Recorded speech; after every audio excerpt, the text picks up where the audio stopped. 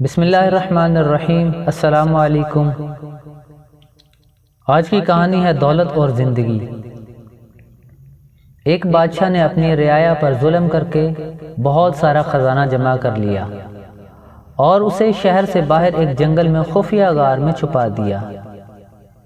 غار کے دروازے کی 2 چابیاں تھیں، ایک بادشاہ کے پاس اور دوسری اس کے وزیر کے پاس تھی۔ ان دونوں کے علاوہ کسی کو بھی اس غار کا پتہ نہیں تھا۔ ایک دن صبح کے وقت بادشاہ خزانہ دیکھنے کے لیے غار کی طرف گیا اور دروازہ کھول کر اندر داخل ہو گیا۔ خزانہ کمروں میں چاول اور گندم کے انبار کی طرح بکھرا پڑا تھا۔ ہیرے اور جواہرات الماری میں سجے ہوئے تھے۔ بادشاہ اس خزانے کو دیکھ کر بہت خوش ہوا، لیکن آتے وقت بادشاہ غار کا دروازہ ہی بند کرنا بھول گیا تھا۔ اسی وقت وزیر کا اس غار کی طرف سے گزر ہوا۔ وزیر نے جب خزانے کا دروازہ کھلا دیکھا تو حیران رہ گیا۔ وہ سمجھا کہ غلطی سے دروازہ کھلا رہ گیا ہے۔ اسی خیال کے تحت اس نے دروازہ باہر سے بند کر دیا اور محل پہنچ کر یہ بات بھول گیا۔ جب بادشاہ ہیرے اور جواہرات کا معائنہ کرنے سے فارغ ہوا تو واپسی کا سوچا، لیکن جب وہ دروازے کی طرف پہنچا تو دیکھا دروازہ تو بند تھا۔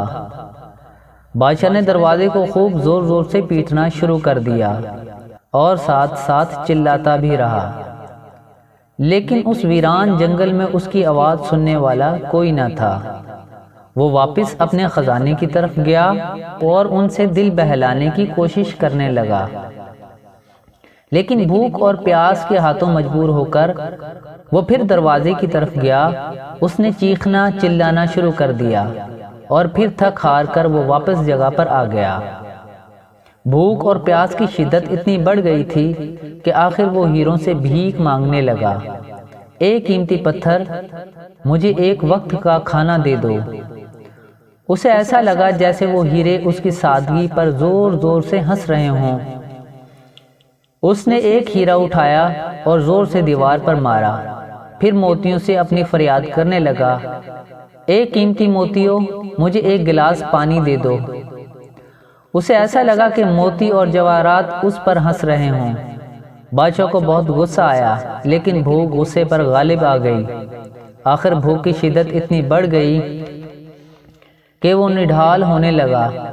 اس نے دنیا کو پیغام دینے کے لیے زمین پر کچھ لکھا۔ اس کے بعد بادشاہ کا انتقال ہو گیا۔ وزیر بادشاہ کو تلاش کرتا ہوا اس غار کی طرف سے گزرا تو اس نے سوچا کہ بادشاہ کے خزانے کا کچھ عطا پتا کریں۔ جب وہ غار کے اندر داخل ہوا تو دیکھا کہ بادشاہ مرا پڑا ہے اور زمین پر لکھا ہے، دولت کسی کو زندگی نہیں دے سکتی۔